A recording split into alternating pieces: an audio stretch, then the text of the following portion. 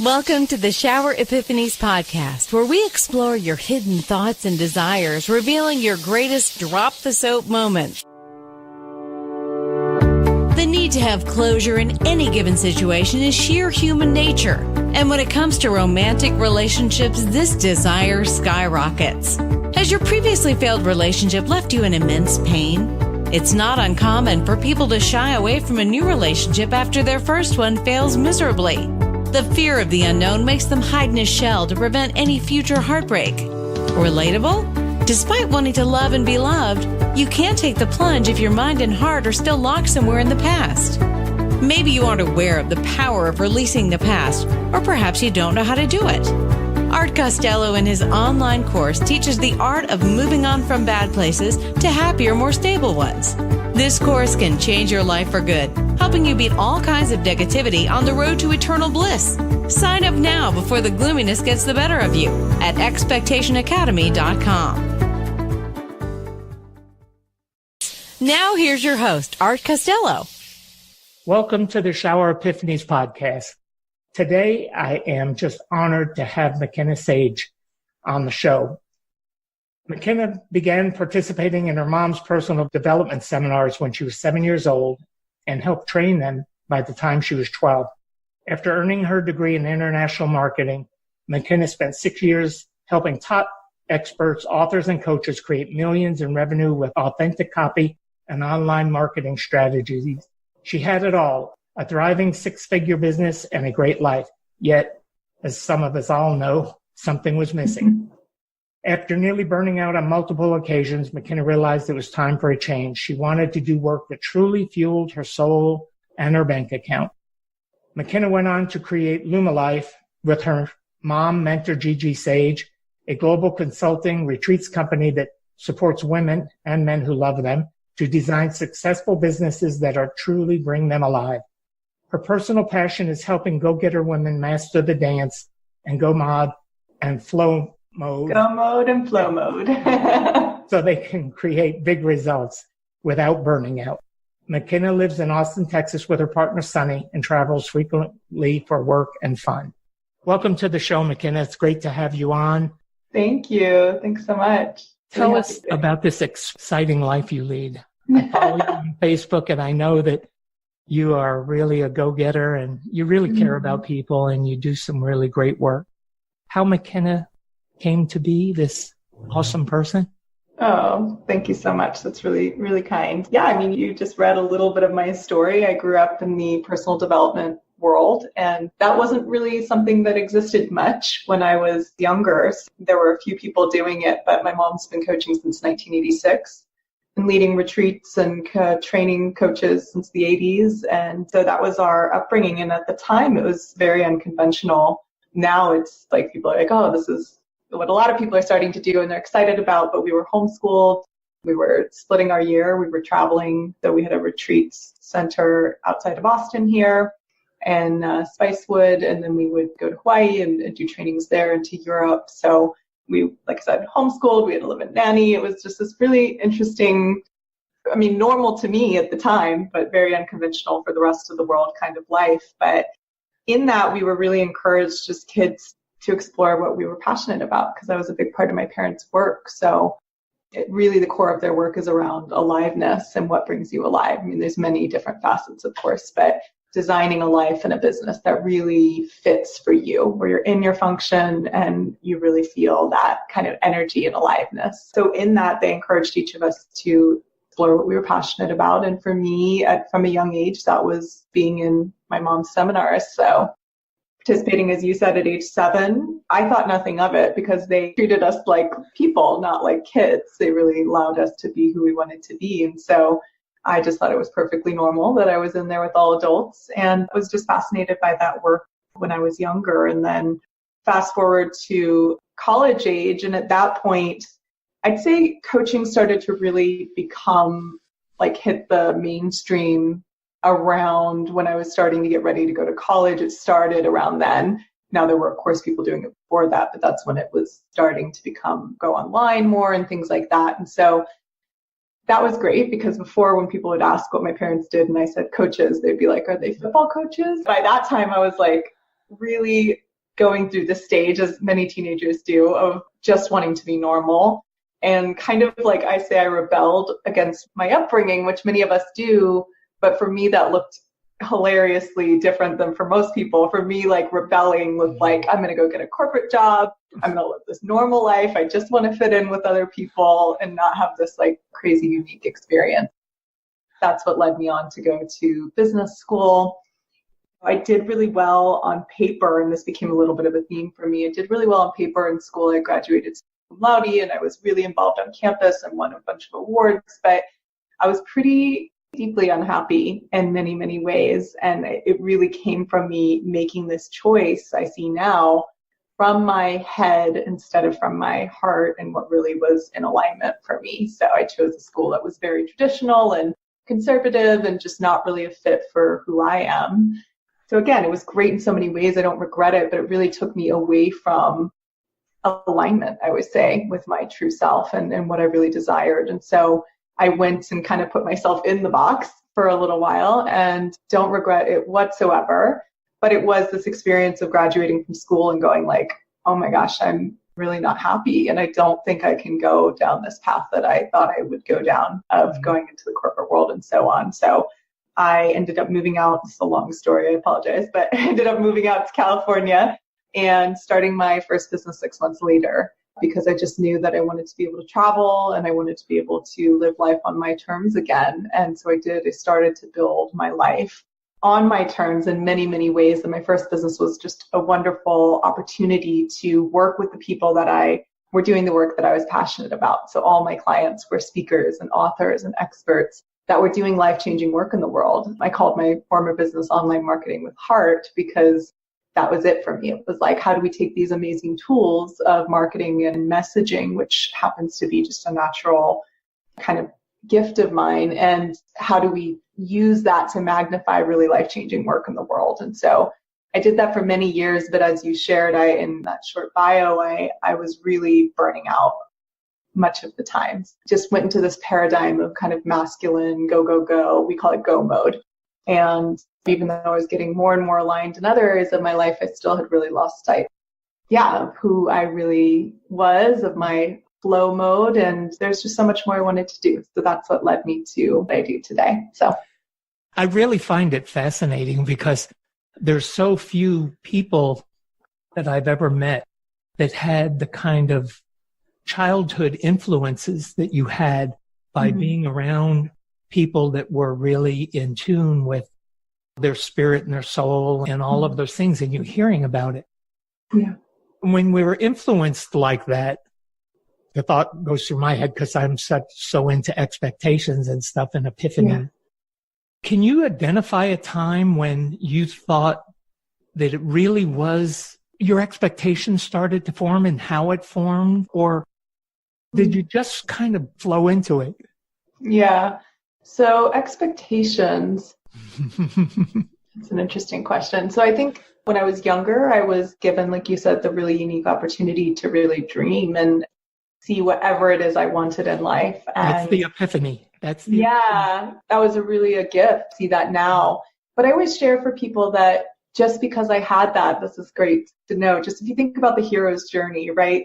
That there's always this experience that we go through something. So even though I was raised in this amazing work my whole life, I still went away from it, right? I still lost sight of a lot of these things, and I had to then find my way back. For other people, that journey might look different, but and I'm so clear I went on that journey, by the way, because of the work I do now. And I had to understand what people are going through in different ways, and that really allowed me to do that. But going back to the expectations, I really had this ability to see, just to dream and go like, I always lit up. So we talk about when you light up, when does your vitality shift in your eyes and you see that change in energy. I always, from a young age, for whatever reason, lit up around making money, which is hilarious, and just business. And I love being on camera. So modeling was a big passion of mine. And I've done that more for fun than for a professional pursuit. I would do a lot of photo shoots. And so I had this ability to really dream from a young age. And then it's funny, like I said, I kind of put myself in the box, or for whatever reason, I went the other direction. And so I'd say my expectations, if you could call them expectations, or my dreams were really big when I was younger. And then I kind of like clamped them down and went more into, well, what, I just want to be normal. So what do people do in like normal society is they go get jobs and they work in corporate and they do all these things. And that felt safer to me too, maybe like less. Being an entrepreneur and living that lifestyle is so incredible, and yet it's a roller coaster in some ways too. I say it's the biggest personal development journey we can go on, to own our own businesses, I think, and live these lifestyles where there are fewer sort of rules and people telling you how to do things. You really are creating your reality. And so I'm not sure if that answers your question completely, but I feel like I said, in terms of expectations, maybe I had these grand ones when I was younger, and then I went the other direction, and then I had to actually open back up to, what does it look like to dream? What does it look like to really go for the things I desire? I actually, in the last few years, have had memories come back of things that I wanted when I was younger that I had actually forgotten I even wanted because they just felt too big. So yeah, what I think is so important about it is that you didn't lose sight of it, because what happens with people, this is my experience. Let me preface it with this. I believe that epiphanies are a precursor to expectations. And most people stop when they have epiphanies or dreams, however you ever want to call them. yeah, When they have them, they just don't act upon them. You acted upon them, found things that you enjoyed, as you call it, put yourself back in the box, came back out of the box, and started moving on. That is what makes you so special. oh, Because so many young adults, young kids, even older adults, even seniors, they have dreams and desires and they get put into a box and they don't know how to get out of the box. Mm-hmm. And all of us that are in the personal development field want people to just do things, just to get out and experience it. Because once you start doing that, your life changes. Yeah, here's what I'll say about that is that I completely agree. And it's funny, my sister just reflected back to me. I usually don't think of myself as a risk taker at all. I'm very much not the typical entrepreneur. When I'm sitting in a room of all entrepreneurs and they're a certain personality type often, that they're the risk takers and they're the ideas people. And that's not really me, actually, in many ways. I'm more the integrator kind of personality type. But she really pointed out to me, or reflected to me, which was a really beautiful reflection, that I actually have taken really big risks in my life in order to, since that time that I went to college, and in order to follow my heart and get more into alignment. And you know what it is? It's like you start with small things. This is for anyone listening who's sitting there in that place where you're like, I know I want to move more in the direction of the epiphanies or the dreams. And it's like, if you start with small things, you start to build the muscle. Because what happens is I've never once regretted a decision that I've made or a risk that I've taken that's come from a place of intuition, you might call it, or just this deep knowing or dream. And sometimes that's a scary thing to do. But when you do that, go ahead. How about learning? Learning? Yeah, because everything that I have ever done, I have no regrets because and I don't get disappointed because everything that I do, exactly, I know is meant to teach me something, and I learn from it, and I don't make that same mistake again. Or if it's something I learn that I really love, I do it over and over again. That's what I've always taken from it, is the learning aspect of it. Absolutely. Yeah, it won't look like you think. That's the thing. So I always talk about, can you hold the vision for what you want, but let go of the exact way it's going to show up or how you're going to get there, the path to get there, because we don't know what that's going to be. It's probably going to look very different. And even the exact way it looks in the end is going to be different than we think. But if there's the essence of something you desire, that's a sign, right? Our aliveness, our desire are like signposts in our life. And The Alchemist, right, is one of the great books about this. He talks about that in a different kind of way. These are, I think, really signposts for us in our life to follow that and let go of how it's going to show up, though, and what that can look like. For example, you talked about the learning. Like last year, I moved back from San Diego. I lived in San Diego for 6 years. I loved it. Lived by the beach. Just so many things about the California lifestyle really resonated with me. And I love Austin, but I always was like, no, that's my hometown. I don't really have an interest in moving back. multiple reasons. I had terrible allergies growing up and things like that. But I was just like, no, I don't have any interest in moving back. Well, lo and behold, last year I felt the very strong push or pull to leave San Diego and move for no apparent reason, but I've learned to follow that. And when my fiance and I looked at each other, we were like, all the things that we wanted were basically, it was Austin. So we were like, okay. And we just have learned to take those risks and make those jumps in pursuit of whatever it is that feels really clear. So we moved here 6 weeks later. It was a very quick thing. Now, was that easy? Oh my gosh, no. It was so challenging to pull all that off in such a short time. I was exhausted. We were fighting for a month because it was just so stressful. But I had this deep down knowing that, like, look, this was a very clear kind of direction I saw that we needed to go, and he did too. So even when it was tough, we stuck it out because we thought this is leading somewhere. And now looking back, we're so grateful we did. And there's so many things unfolding for that reason. So I think that's what you were pointing to there maybe, is that it's not always going to be easy just because you're following your heart. It's going to challenge you in all kinds of ways. But that's really what alignment is about to me. Is alignment is, you may be exhausted at the end of the day, but it's the right kind of tired. You may be like so stressed out even sometimes, depending on what it is you're doing. But if you tune in deep down and you go, am I on path? Am I in alignment with myself? And if the answer is yes, then it's worth it, right? You know you're on track. You'll go through it because you know it's leading you somewhere. So that's the way I feel about it. We believe the same way.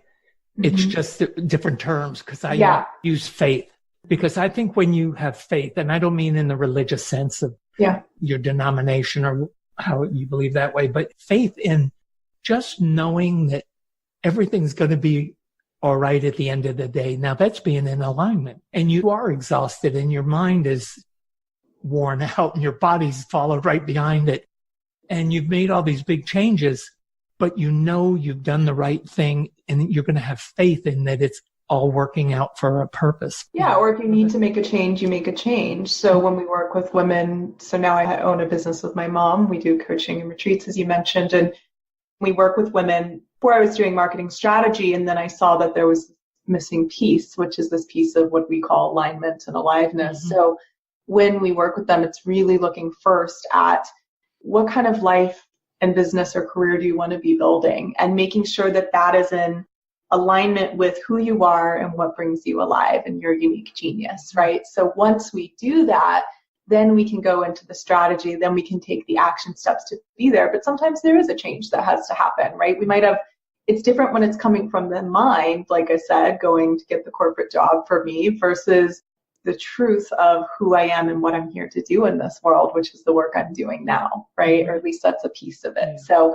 we really look into the individual. It's challenging to do this for yourself sometimes, or if you've never done this, that's why it's so wonderful that the personal development industry has grown as much as it has, because there's people out there that can help you do this. But to really look deeply into you and see what is it you want, and are you on path, or is there a shift that needs to happen? And then how do you actually take the steps to get there? And to have the courage to do that takes, I would not be where I am, not even close, without obviously my parents, but my mom has been not only a mother to me, but a coach and a mentor. And that's a really different, unusual kind of relationship. But I've been so blessed, and I've worked with other coaches and mentors over the years as well. But she, more than any, has been that person to, look, I would not have made a lot of these choices or taken these risks or followed my heart if not for having someone there to support me in doing that. So that's why I think I'm such a huge proponent of coaching and the kind of work that we do and so many other people are doing wherever you go and get that, is because you need those people in your life to champion you to your greatness. Yep. I'm actually a coach and mentor to my daughter, because her mother passed away 12 years ago, but current wife is also kind of help, but she's in a whole different field. So it's different. I actually mentor my daughter in a lot of ways. But I had a question. Yeah.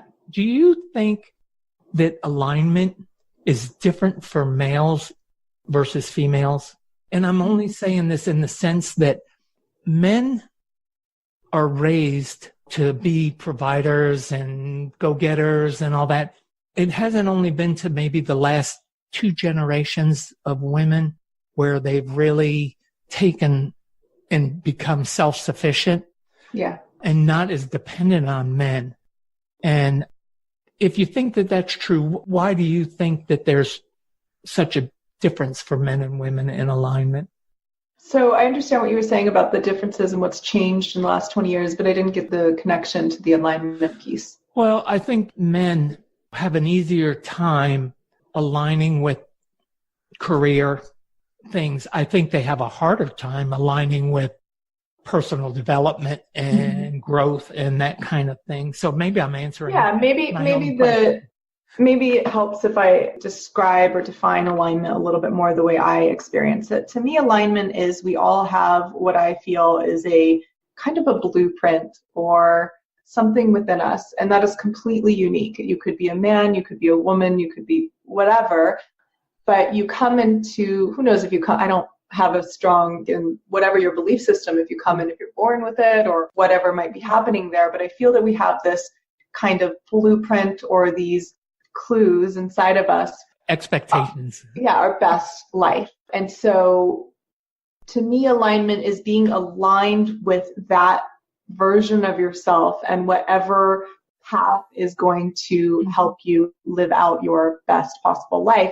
That's going to be completely different for everyone. So for one man, that might be something, and it encompasses every part of life, by the way, too, not just business and career. So for one person, that might be being a stay-at-home mom, and that is what is full alignment, or a stay-at-home dad, and that's a full alignment for them, right? That is what they want to do. And then there's other areas of their life that they can have alignment in as well. So that's more what I'm talking about in terms of alignment. In terms of career, yes, there's been a lot of changes, and I think there's a lot of confusion where men and women are trying to work out their dynamics now that so much has changed, right? That there's expectation for women to also earn, and many want to earn, but then some don't, and they're confused about.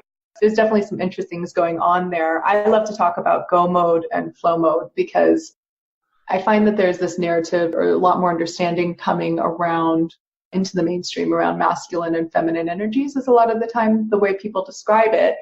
But those terms for me always were challenging because I'm someone that I have a fair bit of what you might call masculine energy, where I'm very go, go, go, and I like to get stuff done in business and so on. And some people might refer to that as the more masculine energy, whereas to be more fluid and more intuitive and things like this. So when I heard those terms, I was like, oh, I don't want to be masculine, right? Like, that doesn't feel good to me. I'm a feminine woman. And yet, you need both energies in life and in business, especially to be successful in a sustainable way. So men need both energies and women need both energies, because otherwise we burn ourselves out if we're too in the go mode, is what we call it now. Or if we're too in the flow mode, we're very in the flow, but we're not actually getting anything done. So that's why we kind of coined those two terms. And a lot of the work I do too, mostly with women, but we do work with men in some of our programs, is around how do you dance between these two energies that are within both sexes, and do that in order to have success, but really sustainable way. So what I was doing in that first business was I was very much in go mode, not in flow mode at all. And that's why I approached burnout so many times, right? But now that I have, look, it's not perfect. There's days where I'm too in go mode and days where I'm too in flow mode. But now that I've learned to dance a little bit and not make either energy wrong, I'm able to have. Has anyone ever inspired you to discover a happier, healthier, and more fulfilled you? It is a magical experience, isn't it? Inspiration is indeed very powerful, yet it's often undermined. It can lift you from the ground to the sky in no time. Have you ever thought about returning the favor by inspiring the people around you? If you don't think you have it in you, we have good news for you. Art Costello's online course has everything you need to learn to supercharge yourself and shape your character into a powerful personality. Get ready to discover your strengths and unleash the creativity within. Don't believe it? Check it out yourself by signing up for this life-changing course at expectationacademy.com. That's expectationacademy.com. success in a way that still I'm fueled with energy. Yeah, it's balance. I call it balance. Yeah. You've got to balance your energy because you can get burned out and it sneak up on you and slap you in the head real quick if you don't watch it. I like to make the distinction between self-care. There's a lot of people talking about self-care, and self-care is absolutely important. But for many women, especially those women who are more in go mode, like I was, who are successful, who are going for something, we can do self-care. Like, this was my experience. I could go get my massage every 2 weeks or whatever, get my nails done, do all these things, and still be in go mode. I never actually relaxed, right? So what puts you into flow mode and what feeds your energy, so we look at in our work, how do you chart your aliveness and look at what really feeds your energy. So those moments when you are most relaxed, when you're most peaceful, when you feel the most like yourself, or you have the most excitement and energy would be some examples.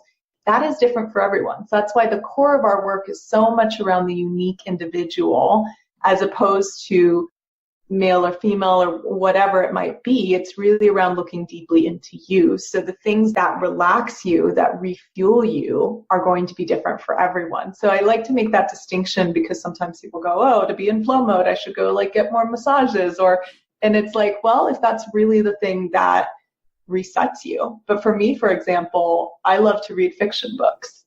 And that is somewhere where I can turn my brain off and actually relax. Or spend time with friends. That's something that really, really recharges me. So that's just a little distinction that I like to make around that. When you have the flow mode and the go mode and you meld them together, I think that people get really confused sometimes because they can't, like you said, separate the two. Do you have any techniques that you use to get people out of the go mode and into the flow, or to recognize their flow mode more? Yeah. Well, in terms of recognizing your flow mode, like I said, it's to ask yourself the question, when do I feel the most alive, peaceful, the most like myself? And think back, if you can't remember anything recent, like think back to times in your life when you felt that way. This is something we call charting your aliveness. We look at when do you feel those things, and then when do you feel the most drained or bored or whatever. And this is slightly different than the go mode and flow mode, but it can give you some clues as to the types of things that will help you unwind, right? And that's not to say that when you're in go mode, you can't also feel like yourself. You absolutely can. But in terms of the things that recharge you, it's helpful to see that. One of the things we talk about, so for men and women, a lot of times we have a hard time turning it off, especially for entrepreneurs, when we go home at the end of the day. Let's say our business is our life. And it's like, okay, well, where is the line? And I think that might be something you're speaking to there. So one thing is to just mentally make that shift or create some sort of ritual that helps you make that shift at the end of the day, where you take off your work hat and you put on your home hat or whatever that might be. So really making that, for some people, that's a rule that they turn off the computer and phones at a certain hour, or that a woman could have a ritual of putting on her lipstick at the end of the day before she goes home, or whatever. It could be anything, but something to mentally help you make that shift. And then again, are there certain activities, this could be for men or women, that help you to shift into the other kind of energy? Because again, we need both. We need to have that go, go, go energy sometimes in order to get things done. But it is important to make sure, in order to be more in that space where we can connect with loved ones or we can with ourselves, it's really helpful to be able to also harness the flow mode. Yeah. Not to change the subject too much, but you've done many, many things. I know that you've done copywriting and that now you're doing coaching and personal development in a big way. To transition out of that mode of being a copywriter and having a successful copywriter, because I've heard you were very, very good copywriter. Thank you. And to transition out of that mode from being in college and then copywriting, or if it was vice versa, how did you do that? And was it difficult for you to make the change in my business, or mentally? I always think about mentally transition. I just talked to Dave Hollis. I just interviewed Dave Hollis the other day. And Dave and I were talking about how he transitioned out of Disney into being CEO of Hollis Company and the mental aspects of it. Was it hard for you mentally to make that adjustment, or was it really easy? And if so, why? I would say both. Hard and easy, difficult and easy, because in some ways it was this process of becoming more myself again. And the big reason I was always like, why don't I want to stay in copy? Why don't I want to build? I reached a certain point of success in that industry, and everybody was like, well, you should build an agency, or you should do that's the natural next progression, right? To earn at a higher level and impact more people. And I just always felt this strong, like, no, that's not the direction I actually want to go. I'm so grateful and I love this work, but there's something else. And for me, it was this feeling that I was only using about 10% of my capacity, that there was so much more I was born to do, or that I just feel called to do in this lifetime. And that was a big thing. I knew I had to make a change. I had an epiphany moment last year. I had been doing coaching and programs on the side with my mom for 3 years. We had an international women's mastermind program, and we were in Costa Rica doing the final retreat. And I just had this experience there of really seeing my life and seeing that I had to, and that was a lot facilitated by my mom, but also just the environment and many different factors. I really saw that I had to make a change. And a big part of that was that I was burnt out. And again, this thing of like, I was turning 30 last year. My mom was turning 60. I just saw like, I would love to do this thing that I feel truly I was born to do. And so that transition into making the change in my career has felt like a waking back up to who I really am in many ways. So in that way, it's been a relief. It's been so much easier. It's not that it's been less difficult or anything, because I'll share in a moment some of the challenges, but I felt like I peeled off layers of the wrong kind of stress, or of just who I had become in a certain kind of vocation that wasn't completely me. I've been reassessing, and actually Rachel Hollis, his wife, her book was really powerful for me late last year in this. I think the tagline is something about forget the lies about who you thought you were, so you become who you were always meant to be. And that was a really powerful perspective for me to go like, oh, I saw myself as this kind of like sometimes very serious and very like go mode and very whatever person, when the truth of who I really am is actually quite a light flowing kind of energy. And so anyway, it's been easy in that sense because it feels like coming home. And in the other sense, it's been starting at the beginning again, in some ways, not completely the beginning because I've done this before, but starting a relatively new business here. And so there's a whole new set of things I'm learning. And this is for the first time a career and a business that I'm so excited to grow as large as it wants to be and to really impact a lot of people where I didn't want that in my last one. So it's a whole different set of challenges I'm being faced with, and looking really deeply into myself to rise up to that occasion. Does that answer your question? Yes, it does. And what's astonishing to me is when I boiled Dave Hollis's response and melded yours with his, it's almost identical. There's something that challenges what we're doing when we're in this space of just uncertainty or not knowing and just burnout, where we're just burnout. We start to listen if we want to. Some people push that away, listening to their inner self, but we start listening to our inner selves, and that challenge really triggers the expectation that we want to do something else. Yeah. And when we have that epiphany that actually turns into an expectation, and then they say often, right, that's kind of like intuition or inner self, like you said, and that's that voice that I've followed multiple times. And that to me is the voice that is helping you get into alignment with yourself if you listen. And they say often that it starts as a whisper, and then if you don't listen, it'll become a roar. And that's when big life crises often happen, where people get fired from their jobs or illness happens or different kinds of things. That sort of tries to right the ship again and put you on path, because that's where I have my own belief around that we do have this kind of course, many different paths we can take in life and free will, but we do have this kind of blueprint or this inner voice or these things that are guiding us and trying to help us get more what I call into alignment. So absolutely. I was 9 years old when I heard it.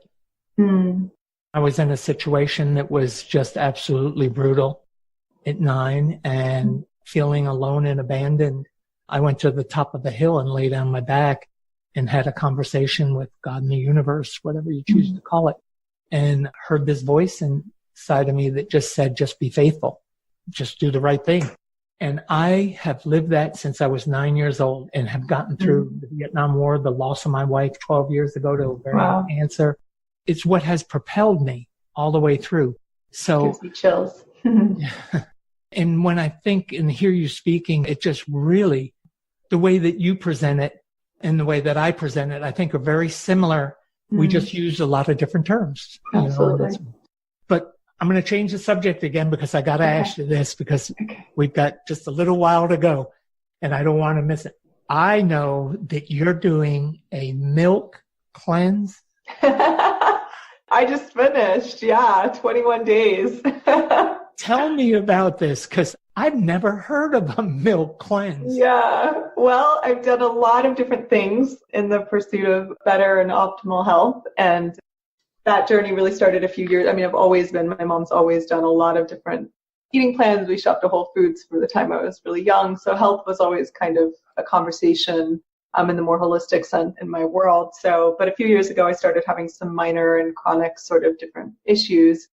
And so I really went down the journey of, different kinds of cleansing and protocols and lab tests and things like that to really see what was going on in my body. And I've definitely improved my health in many ways, and some of the issues persisted. And so it's been this constant digging to find what are some ways to heal or just come to optimal health from the inside out. And I believe you can do a lot of that with food and exercise and mindset. And I was working with a health coach about a year ago who we had some success in what we were doing. I was taking a lot of different, supplements and things like that. But not a huge amount of, I would say, forward progress. And so she said, well, there's this kind of interesting thing. She's very brilliant and smart and researches everything.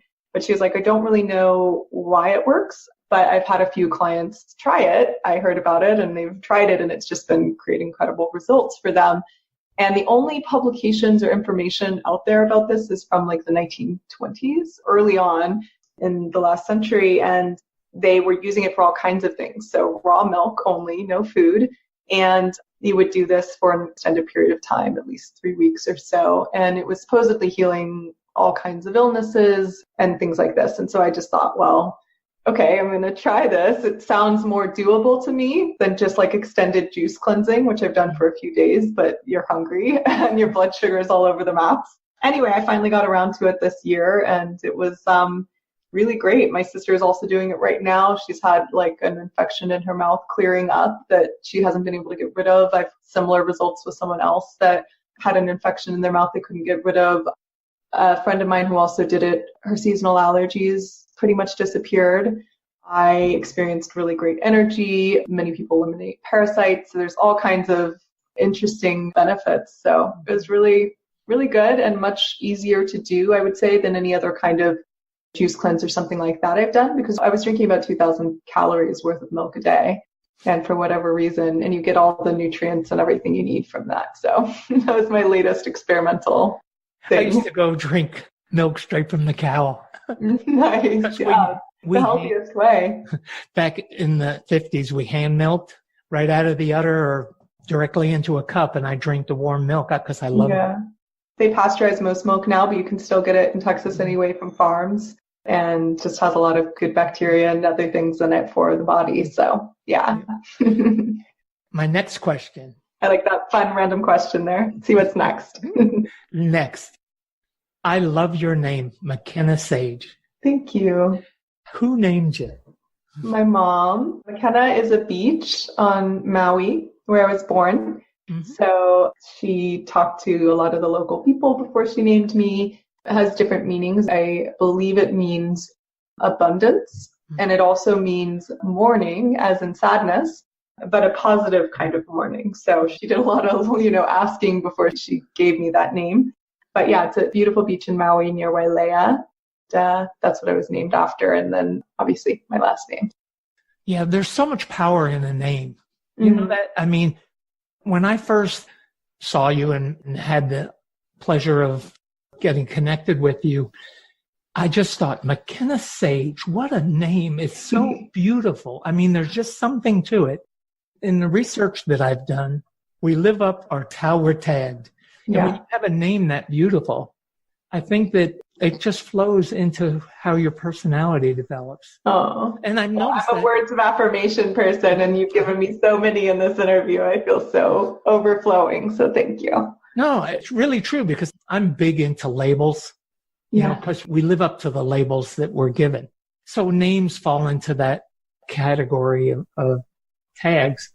I know you've seen on TV and the different things where they'll go through and tell different people's profession, and then they'll tell their name, and that there's something to it. They're connected. So I always laugh at that, but your name is great. Thank you. In shutting this thing down for today, I want you to tell the audience what you have coming up. What's on the horizon for Makena? Well, growing and expanding with what I'm doing with my mom. So Lumina Life is our business, and so we lead coaching programs and retreats. We're going to Thailand next month to lead a retreat, Hearts of a Woman. So really growing in that and who we're serving and how we're serving them. I think a big thing that's coming too is books. So that's something I've always loved to write. And my mom has just 33 years of content to share with the world and has written some books that are published in Europe. So really excited to start to get into writing and co-authoring some books together. But yeah, in terms of what we're doing with women and men too in some of our programs, it's really about helping them create a thriving business and life with, like I said, alignment and aliveness first. Because when I was in the marketing world, which was, again, so wonderful, and I love those tools used for good, but there's so much of the kind of one size fits all going on out there. And to me, like I said, the core is really about looking deeply into you to see what is it you want, what's the kind of lifestyle and business you want to be creating, and then what is the strategy that's going to help you get there, but the strategy that's going to work for you and your unique genius, because we all have a unique genius, just as we all have areas that are more challenging for us, or blind spots, we often say. So that's really what we do as coaches, as we look into the individual and we reflect that back to you. And then we help you see how do you take the action to get there. So that's what I'm really passionate about. And personally, like I said, this go mode and flow mode piece for me is so important because I just see so many people struggling with that as I did. And it's just so important for women as we've gone into business more and we continue to grow in that space. There's just far too many women I see burning themselves out. And look, our bodies are physically different than men's. And that's not to say we can't do what men can do. We absolutely can. However, to do that in a sustainable way, again, we need to learn to work with these energies in a way that really works for us. So those are some of my kind of personal passions, my why for what I'm doing, to really help women have thriving financial, because I had financial success in my previous business, but not complete fulfillment. That's kind of the core why of what we do, is to help women have both and men. Okay. Yeah. How can people get a hold of you? Where can they get a hold of you? Yeah, Your Lumina Life, YOURLUIMINA life.com/community is a great way to get connected. We have an awesome Facebook group called Global Businesswomen with Heart. So you can just look that up on Facebook or go to that community page, and we send out videos and we're in the Facebook group all the time. And it's really about not just our content and everything else, but we really encourage the women in the group. We work with people in Europe and the US and all over the world. And so we're interviewing the women in the group a lot of the times. They're connecting with each other and really forming global friendships, which is another big piece of what we do. So we have people that have become friends and connected in our programs who then go over to Europe and they speak there, or vice versa, or just have friendships in different parts of the world, really opening up those doors. So that's the best way to connect. Thank you, Makena Sage. What a great person you are, and full of energy and flow. Thank you. Go and flow. Thank you. And thank you so much for your time and having me today. Thank you for being on. Well, good friends, that's the end of the show for today. You can find out about Makena at her website and connect with her. And you can find out about me at expectationtherapy.com and expectationacademy.com. And I look forward. Don't know which direction you want your life to take? Are you sinking deep down into the pit of uncertainties day by day? So, what's the secret to leading a happy, satisfied life? It's taking matters into your own hands. But what if the matters in question are a total blur? Art Costello's Expectation Academy course aims to tell you exactly how you can get some clarity in your life. This course can be your savior on your journey to reinventing yourself. While you certainly can't plan your whole future ahead, you can definitely control twists and turns your life takes. So what are you waiting for? Sign up for this course now at expectationacademy.com. Get a chance to broaden your horizons and add meaning to your life. That's expectationacademy.com. To meeting you again next week, everybody. And that wraps it up for today. Thank you, friends.